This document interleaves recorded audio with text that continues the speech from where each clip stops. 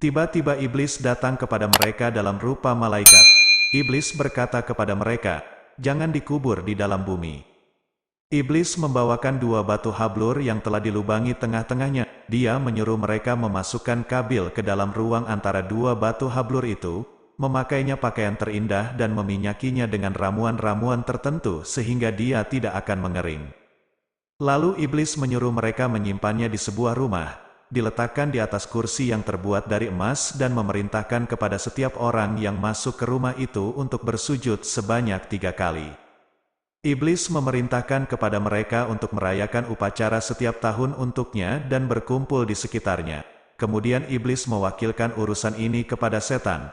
Setan itulah yang kemudian berkomunikasi dengan mereka sehingga manusia terus-menerus sujud kepada Kabil. Kabil dan keturunannya inilah yang pertama kali menyembah api atas perintah iblis. Assalamualaikum warahmatullahi wabarakatuh, sahabat yang beriman. Semoga selalu diberi kesehatan dan keselamatan oleh Allah Subhanahu wa Ta'ala. Pada kesempatan kali ini kami akan menyajikan kisah inspiratif sebagai motivasi dan pengetahuan kita akan kisah Nabi Syits, Nabi kedua setelah Adam alaihi salam, dapat menjadi cerita yang menginspirasi bagi umat Muslim. Nabi Syits adalah seorang putra Nabi Adam alaihi salam dan Hawa yang meneruskan wasilah kenabian di muka bumi setelah ayahnya. Bisa dibilang, Nabi Syits adalah nabi kedua setelah Adam alaihi salam. Nabi Syits termasuk guru Nabi Idris alaihi salam, yang pertama kali mengajarkan baca tulis, ilmu falak, menjinakkan kuda dan lain-lain. Dalam kitab Qasas Al-Anbiya sebagaimana diceritakan Salim Umar Alatas disebutkan, Nabi Adam sempat menderita sakit selama 11 hari sebelum wafat. Saat masih sakit, Nabi Adam berwasiat kepada Syits untuk meneruskan wasilah kenabian. Nabi Adam juga sempat mengingatkan Syits untuk menjaga kerahasiaan mandat tersebut agar tidak sampai diketahui oleh putranya yang pendengki, Kabil. Sebelum melanjutkan kisah ini, mari kita bantu channel ini untuk terus berkembang. Dengan cara subscribe dan nyalakan tanda loncengnya. Silahkan share kisah ini dan semoga bermanfaat untuk banyak orang. Semoga semuanya dinilai ibadah di sisi Allah Subhanahu wa Ta'ala karena membantu syiar Islam kepada manusia di dunia. Nama Nabi Syits memang tidak disebutkan dalam Al-Quran dan tidak termasuk dari 25 nabi yang wajib diimani. Namun, kisahnya dari sejumlah riwayat tentu memiliki banyak hikmah yang dapat dipetik. Kisah tentang Nabi Syits alaihi salam salah satunya terdapat dalam Qasas Al-Anbiya dan disebutkan bahwa ia menerima perintah dari Allah Subhanahu wa Ta'ala dalam 50 suhuf. Keturunan Nabi Adam alaihi salam dan Siti Hawa yang akan meneruskan wasilah kenabian di muka bumi ini, setelah kejadian dihilangkannya Habil oleh Kabil saudaranya sendiri, maka Siti Hawa diberi karunia sepasang anak kembar, lelaki dan perempuan. Anak lelakinya diberi nama Syits, sedangkan anak umurnya diberi nama Azura. Dalam kitab Qasas Al-Anbiya disebutkan bahwa Nabi Adam alaihi salam sempat menderita sakit selama beberapa hari sebelum wafat. Saat menderita sakit itulah, Nabi Adam alaihi salam memberikan wasiatnya kepada Syits untuk menggantikan posisi kepemimpinannya dan mengingatkan Syits agar tidak memberitahukan pemberian amanah ini kepada kakaknya, Kabil, sang pendengki.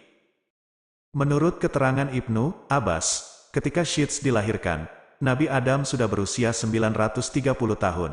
Nabi Adam sengaja memilih Syits sebab anaknya yang satu ini memiliki kelebihan dari segi keilmuan, kecerdasan, ketakwaan dan kepatuhan dibandingkan dengan semua anaknya yang lain. Suatu pelajaran penting bagi kita tentang memilih seorang pemimpin dari peristiwa Nabi Adam alaihi salam di atas. Nabi Adam alaihi salam menjadikan dasar memilih pewaris kenabiannya berdasarkan ketakwaan, kecerdasan dan ketaatan sebagai kriteria utama.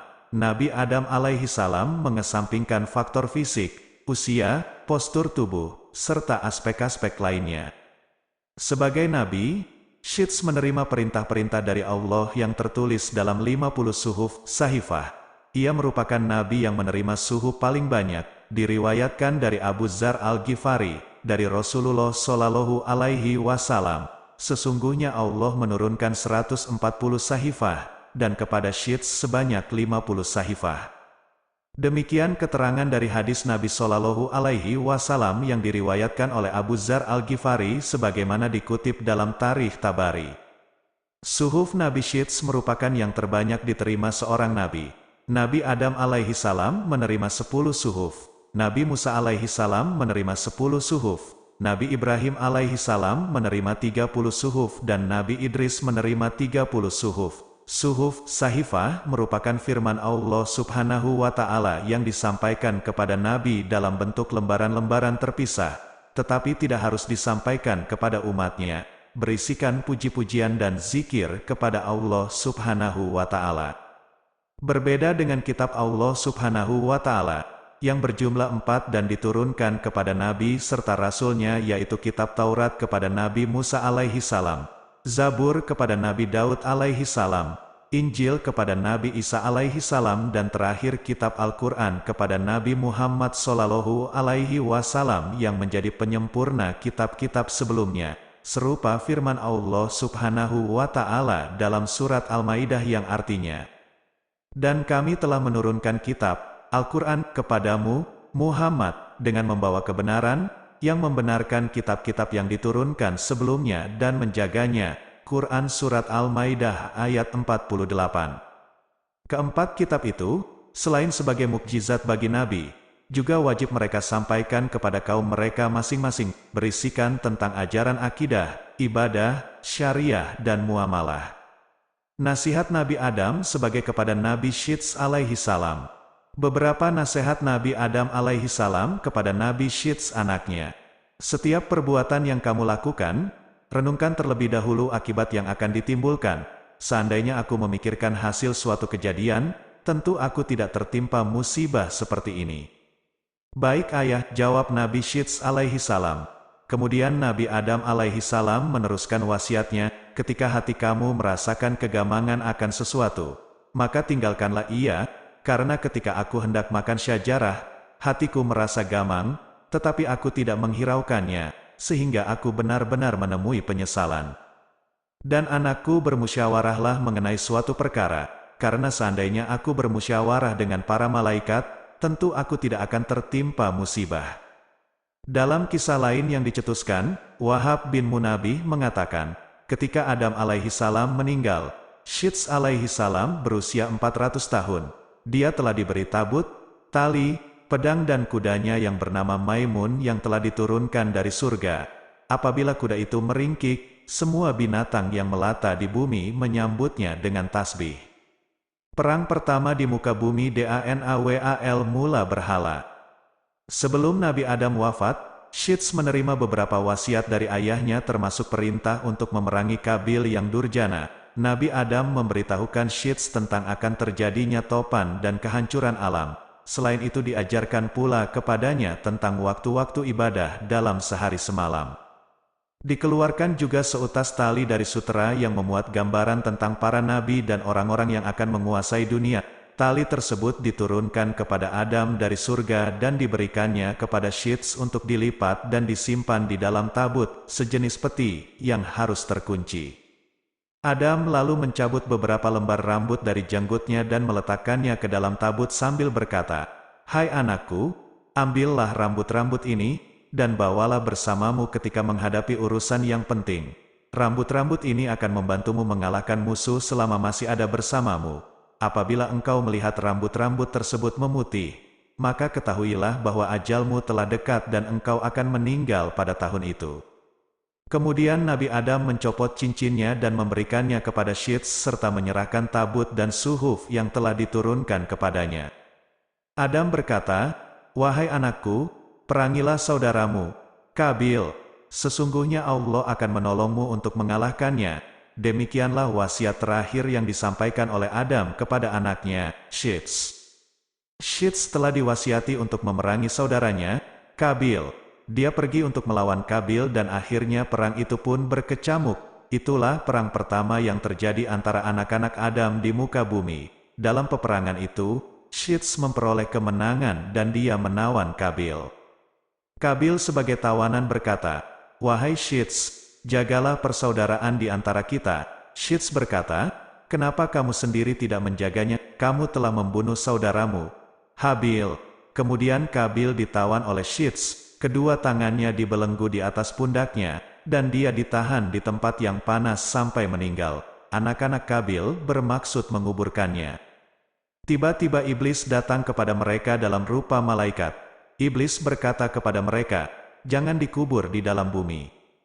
Iblis membawakan dua batu hablur yang telah dilubangi tengah-tengahnya. Dia menyuruh mereka memasukkan Kabil ke dalam ruang antara dua batu hablur itu, memakainya pakaian terindah dan meminyakinya dengan ramuan-ramuan tertentu sehingga dia tidak akan mengering. Lalu iblis menyuruh mereka menyimpannya di sebuah rumah, diletakkan di atas kursi yang terbuat dari emas dan memerintahkan kepada setiap orang yang masuk ke rumah itu untuk bersujud sebanyak 3 kali. Iblis memerintahkan kepada mereka untuk merayakan upacara setiap tahun untuknya dan berkumpul di sekitarnya. Kemudian iblis mewakilkan urusan ini kepada setan.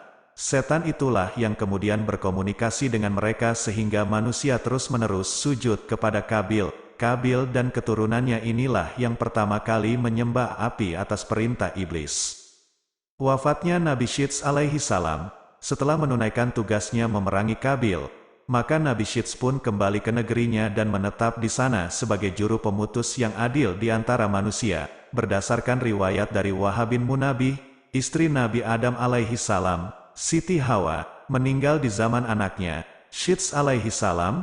Ia tidak hidup lama setelah Nabi Adam alaihi salam meninggal, yaitu 1 tahun setelahnya dan meninggal pada hari Jumat di waktu yang sama dengan hari ketika dia diciptakan. Siti Hawa dimakamkan dekat dengan makam Nabi Adam alaihi salam. Setelah kepergian mereka, Allah menurunkan 50 suhuf sahifah kepada Syits alaihi salam. Dialah orang pertama yang mengeluarkan kata-kata hikmah, melakukan transaksi emas dan perak, memperkenalkan jual beli, membuat timbangan dan takaran serta menjadi orang pertama yang melakukan pengumpulan barang tambang dari dalam bumi. Nabi Syits alaihi salam diberi keturunan seorang putera yang diberi nama Anusi, cahaya dalam kening Nabi Syits alaihi salam yang merupakan cahaya Muhammad sallallahu alaihi wasallam, yang berpindah kepadanya dari Adam alaihi salam. Setelah Anusi lahir berpindah ke keningnya putranya itu. Itulah salah satu pertanda bahwa ajalnya sudah dekat. La pun menyadari rambut-rambutnya yang sudah memutih. Pada tahun itu Nabi Syits alaihi salam meninggal dunia dalam usia 900 tahun. Setelah Syits alaihi salam wafat, kedudukannya digantikan oleh putranya, Anusi. Tabut, tali, suhuf, dan cincin Nabi Syits sebelum ia meninggal diserahkan kepada Anusi. Anusi kemudian menikah dengan seorang wanita yang memberikannya keturunan. Salah satu anak cucu keturunan Anusi bernama Uhnuh, yang juga memiliki perilaku baik dan luhur. Kelak Uhnuh inilah yang mewarisi cahaya Muhammad sallallahu alaihi wasallam dan menjadi penerus wasilah kenabian, dan lebih dikenal dengan Nabi Idris alaihi salam. Demikianlah sahabat cahaya Islam, perjalanan kisah anak Nabi Adam alaihi salam dan Siti Hawa yang paling mereka sayangi yaitu Nabi Syits. Nabi Syits, Nabi yang menerima suhu paling banyak dari Allah subhanahu wa ta'ala, dan dari keturunan Nabi Syits inilah kelak yang akan menjadi pewaris wasilah kenabian umat manusia di muka bumi ini. Berikut di antara ucapan Syits bin Adam alaihi salam adalah, hendaknya seorang mukmin memiliki 16 kualitas keunggulan diri. 1. Mengenal Allah, para malaikatnya dan menaatinya. 2. Mengenali kebaikan dan keburukan. Adapun kebaikan, hendaklah diraih, dicita-citakan, sedangkan keburukan, hendaklah menjauh darinya. 3. Mendengarkan dan menaati perintah penguasa, raja, penyayang yang Allah telah mengangkatnya sebagai khalifah di bumi dan menguasakannya untuk memerintah negeri dan hamba-hambanya. 4. Berbuat baik kepada kedua orang tua. 5. Melaksanakan yang makruf berdasarkan kemampuan yang dimiliki. 6. Memerhatikan nasib kaum papa. 7. Intoleransi terhadap orang asing, musuh agama. 8. Berani dalam menaati Allah. 9. Menjaga diri dari melakukan kejahatan. 10. Bersabar karena mempertahankan iman dan keyakinan. 11. Jujur dalam bertutur kata. 12. Berlaku adil. 13. Bersikap warak dalam urusan duniawi. 14. berkorban dan mendekatkan diri sebagai bukti ucapan terima kasih kepada Allah yang Maha Tinggi atas segala pemberiannya dari kenikmatan kepada ciptaannya. 15. Berlaku lemah lembut, al-hilm, dan memuji Allah yang Maha Tinggi atas segala musibah, cobaan, dunia tanpa harus mempertunjukkan ketidaksabaran diri. 16. Memiliki rasa malu dan sedikit berdebat, berbicara yang menimbulkan emosi. Wallahu alam bisawab, semoga bermanfaat dan menambah pengetahuan dan keimanan kita. Wassalamualaikum warahmatullahi wabarakatuh.